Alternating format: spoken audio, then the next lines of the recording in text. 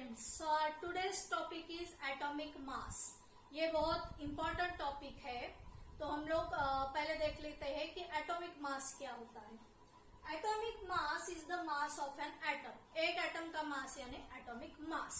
तो ये atomic mass discuss करने से पहले हम लोग डाल्टन्स एटॉमिक थ्योरी के क्या फीचर्स थे ये पहले स्टडी कर लेंगे। 1808 में जो साइंटिस्ट था डाल्टन, उसने कुछ फीचर्स दिए थे एटम्स के बारे में, उसने कुछ पॉइंट्स दिए थे, तो वो पहले डिस्कस करेंगे। First point, matter consist of tiny indivisible particles called atoms. कौन सा भी मैटर है, सपोज ये पेपर है, हम लोग इसे जो है टीयर करते जाएंगे तो ये छोटा छोटा बनते जाएगा और एक टाइम पे इतना स्मॉल पार्टिकल आएगा कि जो हम नेकेड आई से भी देख नहीं सकते, तो वो पार्टिकल क्या कहलाएगा? Atom. So matter consist of tiny indivisible particles called atoms. All the atoms of a given element have identical properties including mass. Suppose ये स्टोन है, इसमें जो भी एटम्स प्रेजेंट है, जितने भी एटम्स है, उनका मास जो है वो सेम रहेगा। Atoms of different element differ in mass. तो नेचुरली अगर मैटर चेंज हो गया, ये मार्कर है, तो इसके एटम्स का जो साइज रहेगा और ये जो स्टोन है इसके एटम्स का जो साइज रहेगा वो डिफरेंट रहेगा, क्योंकि मैटर चेंज हो रहा है। Then compounds are formed when atoms of different elements combine in a fixed ratio। तो ये बहुत सारी रिएक्शन के हम लोगों ने एग्जांपल स्टडी किए हैं लॉज ऑफ केमिकल कंपोजिशन में। फिर भी एक स्मॉल रिएक्शन हम लोग देख लेते हैं। C+O2 gives CO2। ये रिएक्शन में क्या होता है, जैसे ये पॉइंट में बताया गया है कि compounds of are form when atoms of different element combine in a fix ratio.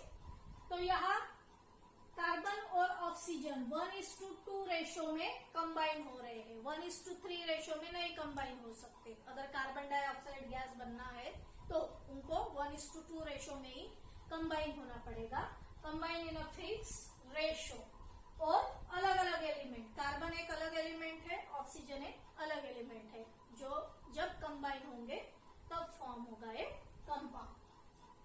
Then chemical reaction involve only reorganisation of atoms. किसी भी केमिकल रिएक्शन में एटम्स इधर उधर नहीं चले जाते हैं या रिएक्शन में गायब नहीं हो जाते हैं। जैसे एक कार्बन यहाँ है, 2 ऑक्सीजन एटम यहाँ है, तो उनको प्रोडक्ट में आना ही है, ठीक है, उनको प्रोडक्ट उनसे ही बनना है। जैसे यहाँ कार्बन डाइऑक्साइड बन रहा है, जस्ट एक बॉन्ड फॉर्म हो रहा है, कार्बन और 2 ऑक्सीजन के एटम ज्वाइन हो रहे हैं।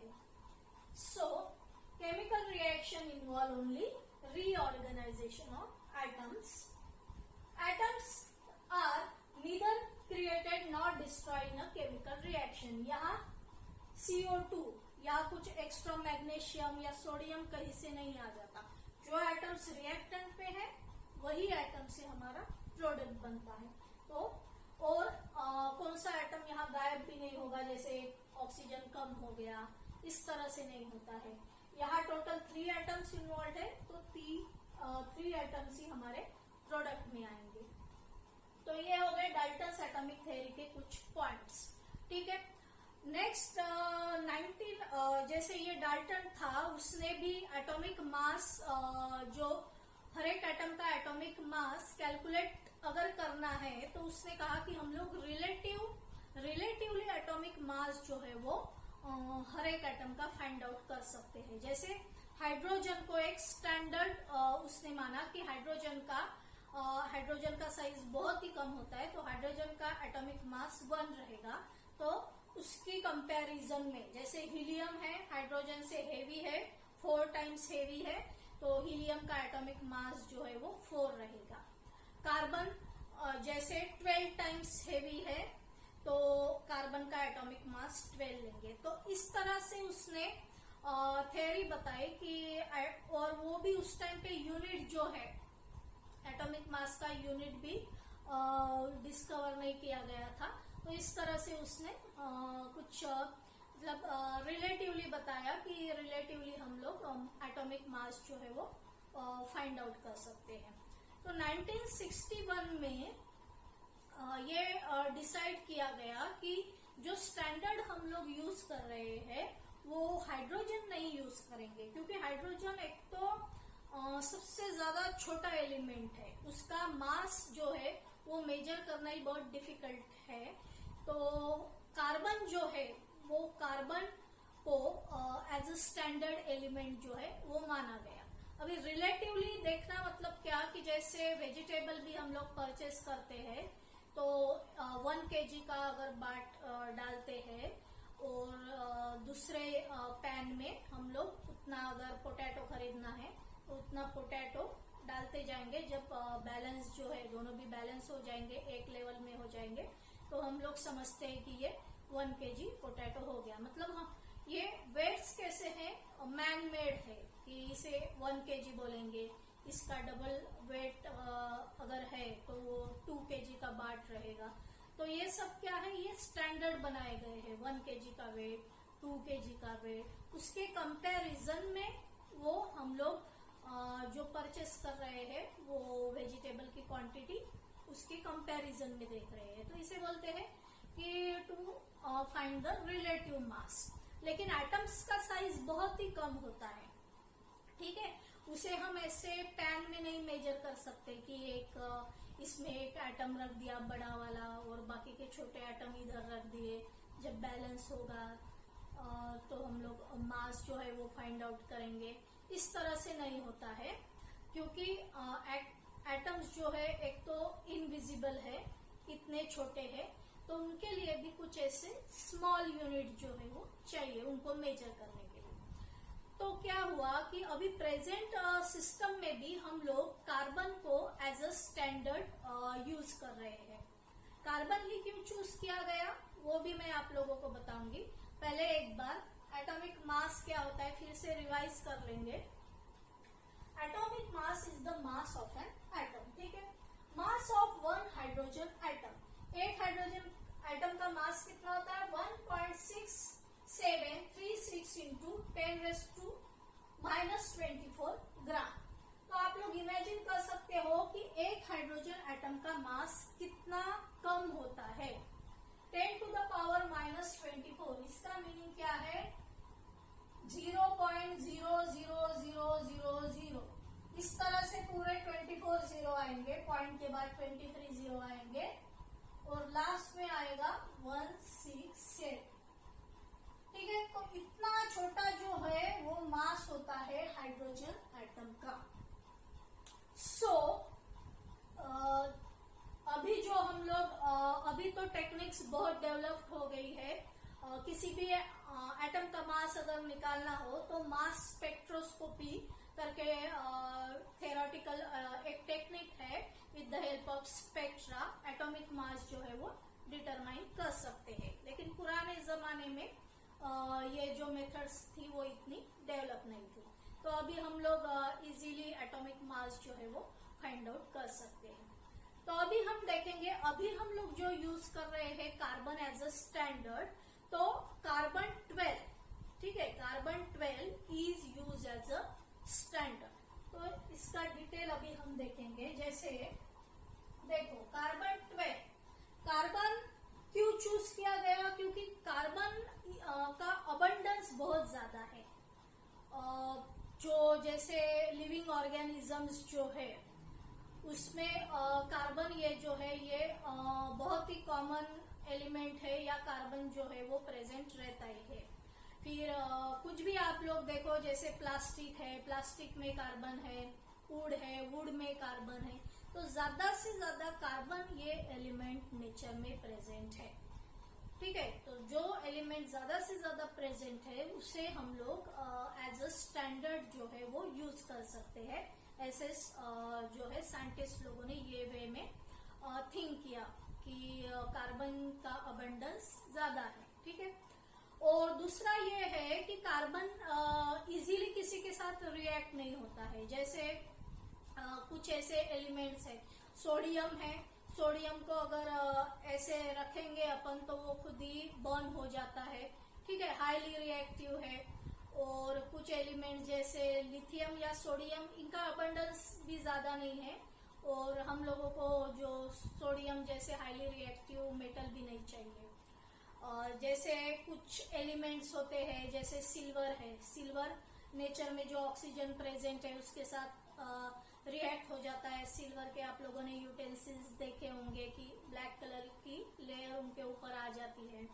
ठीक है, तो मतलब ऐसा भी एलिमेंट नहीं चाहिए कि वो जल्दी किसी के साथ रिएक्ट हो। तो कार्बन में कुछ अच्छी प्रॉपर्टी है, उसका अबंडेंस ज्यादा है, रिएक्टिविटी मॉडरेट है। ठीक है, एकदम लेस रिएक्टिव भी नहीं है। ऐसा भी एलिमेंट नहीं चाहिए था कि जो एकदम लेस रिएक्टिव है, किसी के साथ रिएक्ट भी नहीं होगा। तो कार्बन कैसा है, मॉडरेटली रिएक्टिव है। तो कार्बन एज अ स्टैंडर्ड जो है वो चूज किया गया। और कार्बन जो है, कार्बन के आइसोटोप्स जो है वो बहुत कम है as compare to other element. दूसरे एलिमेंट्स के आइसोटोप्स बहुत ज्यादा है। तो एक तो कार्बन के आइसोटोप्स कम है, और कार्बन का जो आइसोटोप है कार्बन 12, ठीक है, वो 98% है। ज्यादा से ज्यादा वही जो है कार्बन जो है वो प्रेजेंट है नेचर में। तो इसीलिए ये कार्बन 12 को जो है वो चूज किया गया। थोड़ा हम लोग ये जो है टेबल भी ऑब्जर्व कर लेते हैं। आइसोटोप्स आप लोगों को पता होगा या नहीं भी पता होगा तो देख लो। कार्बन 12, कार्बन 13, कार्बन 14, ये 12, 13, 14 क्या है, एटॉमिक मास नंबर। ठीक है, atomic mass number means what, carbon जो है, अभी ये पॉइंट्स हम लोग रख कर लेते हैं।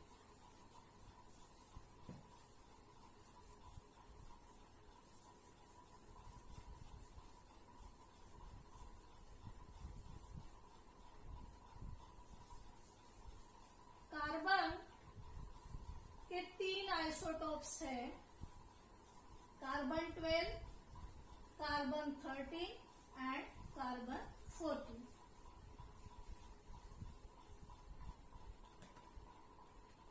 कार्बन 12, इसका मीनिंग क्या है कि इसमें प्रोटॉन कितने हैं, इसमें प्रोटॉन है 6 और न्यूट्रॉन कितने हैं 6। तो दोनों की टोटल, ठीक है, 12 है। मतलब इसका एटॉमिक मास जो है वो 12 है। दूसरा जो कार्बन 13 है, कार्बन 13 में प्रोटॉन जो है वो 6 रहेंगे, लेकिन न्यूट्रॉन जो है वो 7 रहेंगे। ठीक है, दोनों की टोटल जो है वो 13 हो रही है। और कार्बन 14 में क्या होगा, प्रोटॉन जो है वो 6 है, न्यूट्रॉन जो है वो 8 है। ठीक है, तो ज्यादा से ज्यादा नेचर में ये कार्बन प्रेजेंट है। तो ये कार्बन को एज अ स्टैंडर्ड यूज किया गया।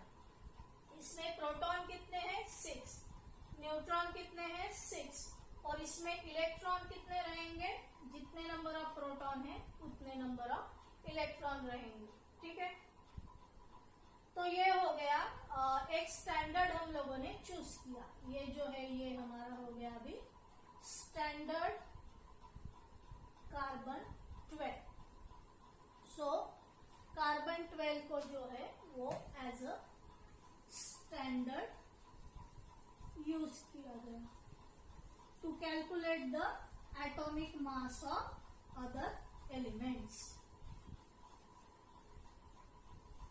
अभी फिर से टेबल में अबंडेंस देखते हैं।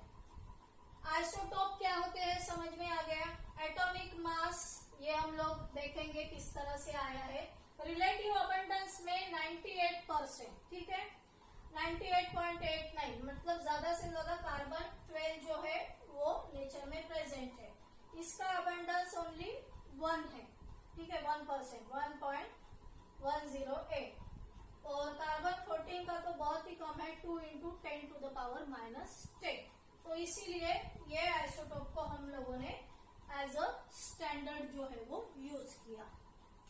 अभी ये जो है किस तरह से हम लोग जो है यहाँ भी हम लोगों ने कार्बन को स्टैंडर्ड माना है और उसके रिलेटिव अदर एलिमेंट्स का जो है मास हम लोगों को फाइंड आउट करना है, और बाद में हम लोग व्हाट इज 1 AMU ये भी देखेंगे। तो इसके लिए हम लोग एक स्मॉल जो है प्रैक्टिकल वे से इसे समझने की कोशिश करेंगे।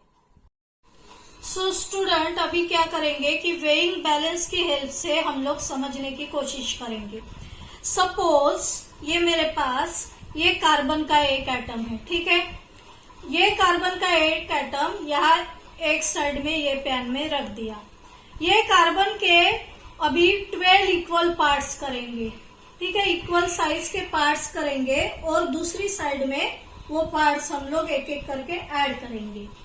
1 2 3 4 5 6 7 8 9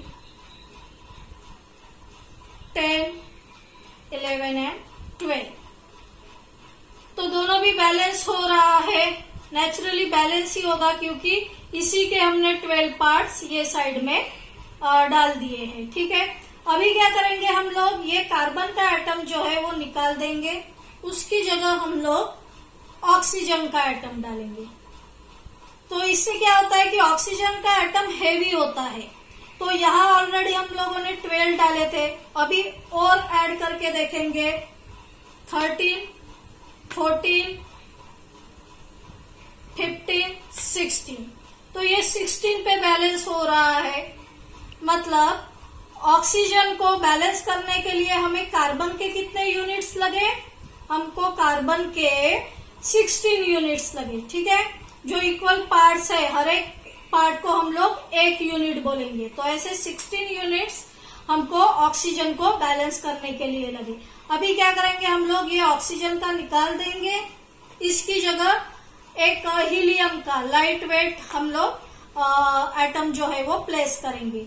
तो नेचुरली उसके लिए हम लोगों को कम जो है यूनिट्स लगेंगे। तो कार्बन के ये जो छोटे छोटे यूनिट्स हम लोगों ने बनाए हैं वो पहले निकाल देंगे। तो ये जो है अभी क्या करेंगे, पूरे यूनिट्स निकाल के हम लोग हीलियम को बैलेंस करने की कोशिश करेंगे। तो यहाँ मैंने 1 डाला, ठीक है, ये दूसरा, और फिर ये तीसरा, और फिर ये टोटल 4 एटम्स ऐड किए, तो ये बैलेंस हो रहा है। तो इसका मीनिंग क्या है कि हीलियम के लिए कार्बन के कितने यूनिट्स लगे, 4 यूनिट्स लगे बैलेंस करने के लिए। इसकी जगह हम लोग क्या करेंगे, एक हाइड्रोजन का एटम डाल देंगे, ठीक है। हाइड्रोजन का कैसे, लाइट वेट है, तो उसके लिए हम लोगों को कार्बन का 1 ही यूनिट लग रहा है, और ये बैलेंस हो रहा है, ठीक है। सो हम लोगों ने क्या किया कि कार्बन का ये जो छोटा यूनिट है उसे स्टैंडर्ड माना, और हर एक एटम के लिए कितने यूनिट्स लगते हैं ये फाइंड आउट किया। तो इसी को हम लोग थोड़ा थ्योरेटिकल वे से समझ लेंगे। सो फ्रेंड्स, अभी हम लोगों ने देखा कि इस तरह से ऐसे हमने 12 यूनिट बनाए, ठीक है, कार्बन एटम के ऐसे 12 यूनिट लिए। तो एक जो यूनिट है उसे हम क्या बोलेंगे, टोटल अपना एक कार्बन एटम था, ठीक है, ये इसके छोटे छोटे ऐसे 12 यूनिट लिए। तो ये जो पार्ट है ये कौन सा पार्ट है, 1/12 पार्ट। इसमें से एक कौन सा पार्ट निकाला, 1/12 part of 1 carbon atom, 1 carbon 12 atom. तो ये हम लोगों ने जो बैलेंस बनाया, एक्चुअली उस तरह से एटम का जो मास है वो मेजर नहीं कर सकते क्योंकि एटम बहुत ही छोटा होता है। ये अभी आप लोगों को समझने के लिए मैंने ये बैलेंस के वे से दिखाया कि किस तरह से कार्बन के रिस्पेक्ट में अदर एलिमेंट का रिलेटिव मास जो है वो लिया गया था। लेकिन प्रैक्टिकली अभी जो टेक्निक आई है मास स्पेक्ट्रोस्कोपी, वहां से हम लोगों को जो एटॉमिक मास है डिफरेंट एलिमेंट के वो कैलकुलेट कर सकते हैं। ठीक है, कुछ स्पेक्ट्रल डेटा की हेल्प से। तो ये जो है एक यूनिट हम लोगों ने जो एक यूनिट है कार्बन का, ये एक यूनिट को ही एक AMU बोलते हैं। ठीक है, तो 1 AMU यानी क्या? 1 AMU is defined as the mass exactly equal to the 1/12 of the mass of 1 carbon 12 atom। तो इसे ही हम लोग अभी कैसे लिखेंगे? 1 AMU equal to 1/12। ठीक है, 1 AMU equal to 1/12 into mass of 1 carbon 12। फिर यहाँ 1/12 equal to mass of 1 carbon atom. एक कार्बन एटम का मास होता है 1.992648 इंटू 10⁻⁻³ ग्राम। और ये कहाँ से आया? Through experiments. साइंटिस्ट लोगों ने जो एक्सपेरिमेंट्स किए वहां से कार्बन का इतना मास जो है उन लोगों ने फाइंड आउट किया, एक एटम का मास।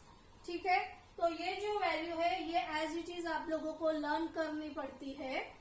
और जैसे मैंने बताया कि मास स्पेक्ट्रोस्कोपी मतलब डे बाय डे टेक्नोलॉजी जैसे आगे बढ़ रही है वैसे मास कैलकुलेट करना, ठीक है, कार्बन का मास कैलकुलेट करना और इजी हो गया है। तो ये हो गया मास ऑफ 1 कार्बन एटम।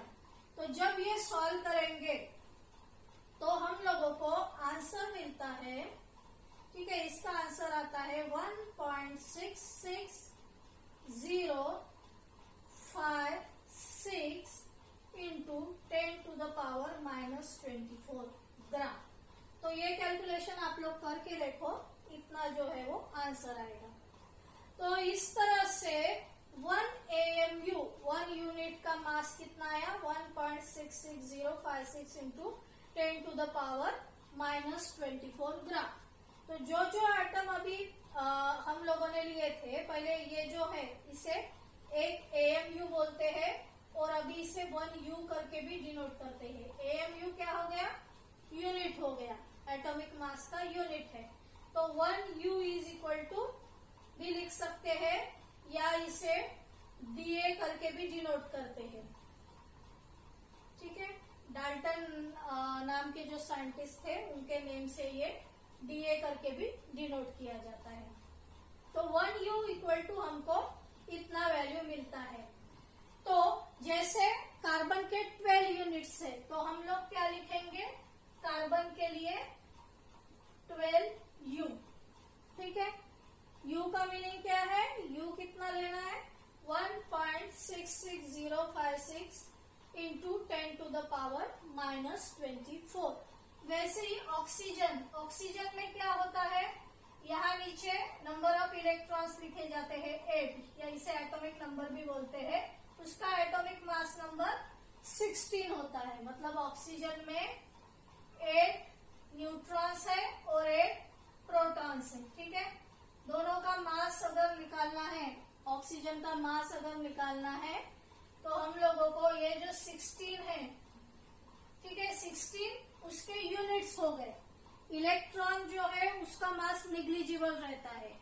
न्यूक्लियस में जो प्रोटॉन और न्यूट्रॉन है उसका ही मास जो है वो ऑक्सीजन का मास माना जाता है, एटॉमिक मास माना जाता है।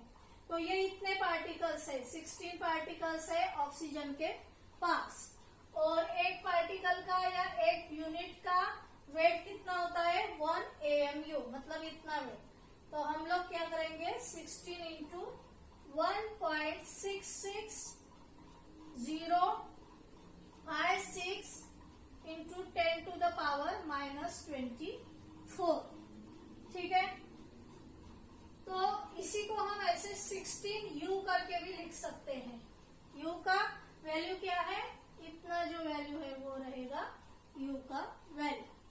वैसे ही हम लोगों ने हीलियम देखा। हीलियम का एटॉमिक नंबर 2 है, उसका एटॉमिक मास 4 है, मतलब उसके पास 2 प्रोटॉन है, 2 न्यूट्रॉन है। टोटल 4 पार्टिकल्स उसके पास है, तो 4 इंटू, ठीक है, एक यूनिट का मास क्या है 1.66056 इंटू 10 टू द पावर -24, या इसे हम लोग 4U भी लिखेंगे। इसी तरह से हाइड्रोजन का जो मास होता है 1 ही होता है, उसमें 1 प्रोटॉन है और न्यूट्रॉन नहीं होता है, तो वो 0 लिखेंगे। तो इसका जो है 1 into 1.66056 into 10 to the power -24, तो ये आएगा 1U। तो इस तरह से एटॉमिक मासेस जो है वो कैलकुलेट किए जाते हैं। इसके बाद हम लोग एवरेज एटॉमिक मास देखेंगे। पहले इसका स्क्रीनशॉट ले लो। सो फ्रेंड्स, अभी हम लोगों ने देखा कि एटॉमिक मास कैसे हम लोग फाइंड आउट कर सकते हैं।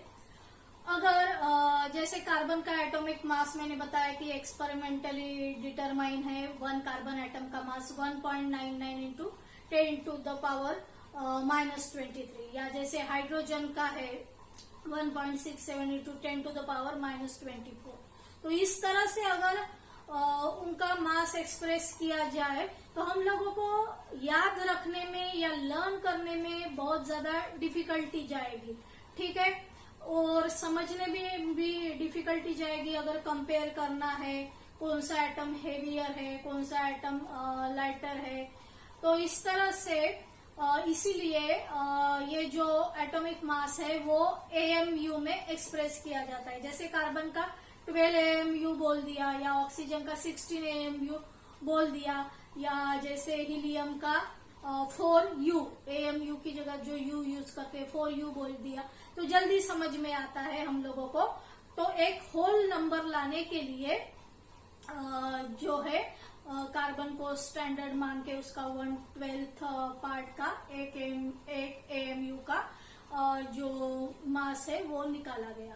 तो इसीलिए ये जो एटॉमिक मास है अभी इस तरह से एक्सप्रेस किया जाता है होल नंबर में, ताकि अगर पीरियोडिक टेबल में भी जितने भी 118 एलिमेंट्स है उनके एटॉमिक मास जो है नीचे लिखे रहते हैं, और इतना बड़ा अगर हम लोग 1.66 इंटू 10 टू द पावर -23 या इस तरह से अगर उनके एटॉमिक मास लिखते गए तो उतना स्पेस भी नहीं रहेगा, ठीक है।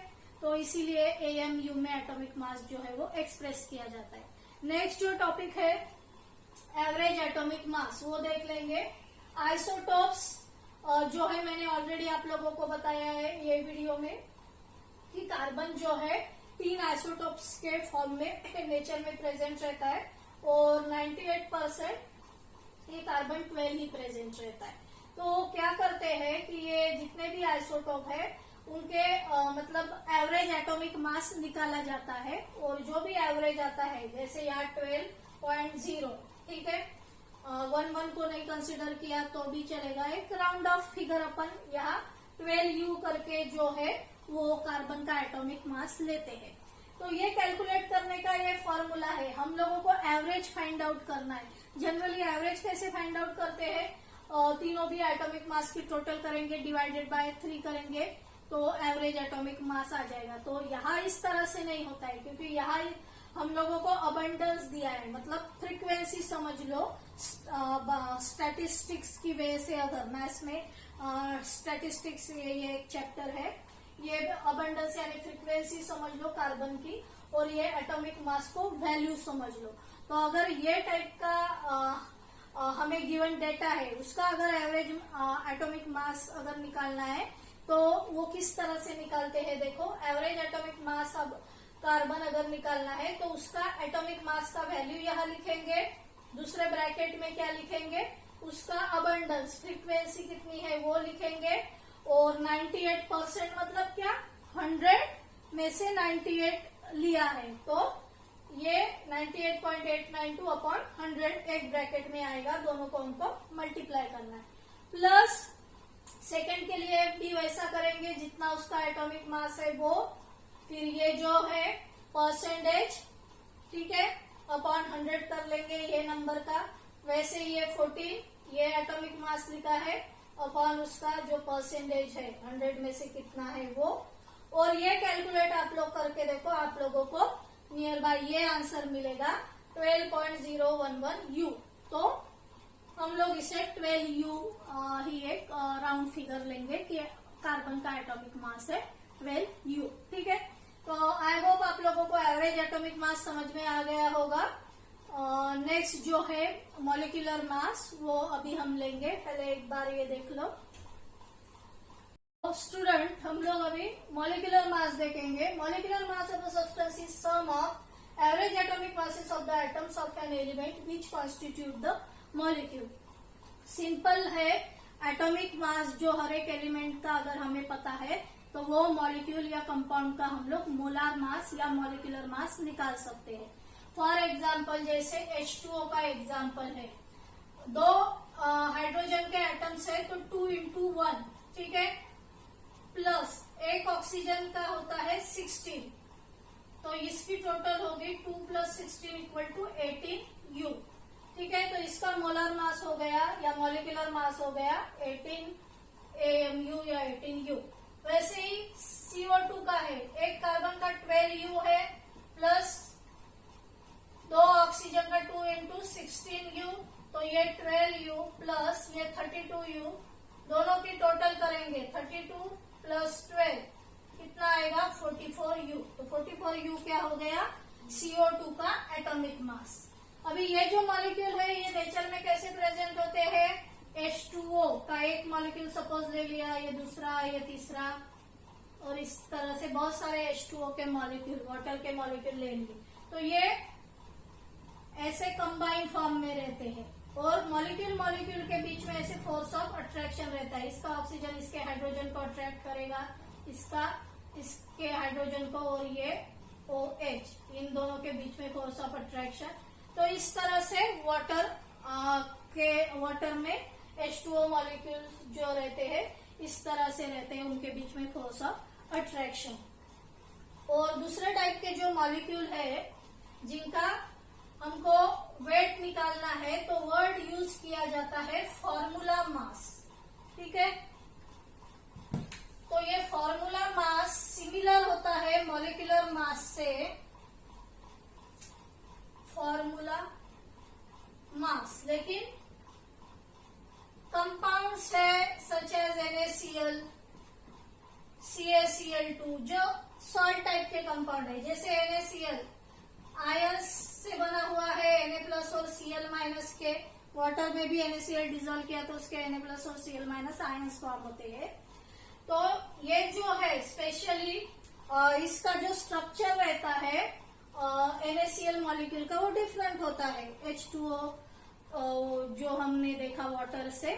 तो उसमें क्या रहता है, सपोज इस तरह से 3 डायमेंशनली अगर देखते हैं तो स्ट्रक्चर होता है क्यूबिक फॉर्म में। 12th में सॉलिड स्टेट चैप्टर में और आप लोग डिटेल में पढ़ोगे, थोड़ा सा मैं बता देती हूँ। सपोज ये Na है, हर एक कॉर्नर पे यहाँ ये जो रेड है वहां समझ लो कि Cl- आयन प्रेजेंट है, तो एक Na+ का आयन ऐसे एनलार्ज करके मैंने दिखाया है।